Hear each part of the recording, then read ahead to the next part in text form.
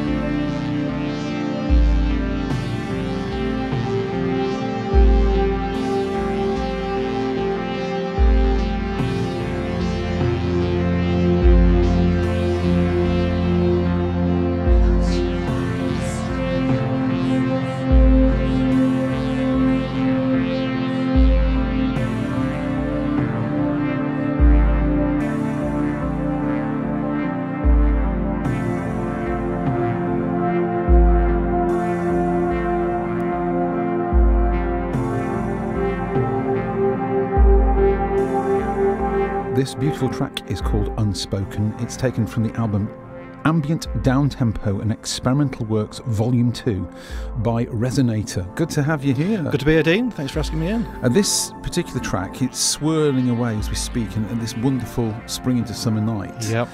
It feels as though it wasn't meant to represent light, more dark. Am I right? Yeah, the album kind of came from a darkish sort of place. The inspiration for a lot of the tracks was almost have been kind of therapy for me over the past year. Without getting too heavy and into, you know, depressing stuff. Had a few kind of personal issues over the last year, and yeah, writing the album really has been therapy for me. When I'm in my studio, like the whole world and any problems just disappear. And that's very much my happy place. We all have to have a place like that. Indeed, don't we? yeah.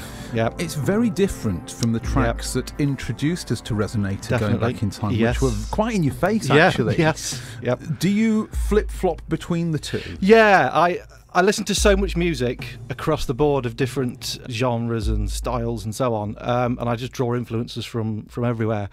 So yeah, kind of like the main area is the electronic bangers, for want of a better description. But then the ambient stuff is very much inspired by, I grew up big fan of film soundtracks, John Carpenter films, Vangelis, those kind of electronic scores, and that's brought a lot of influence into this album.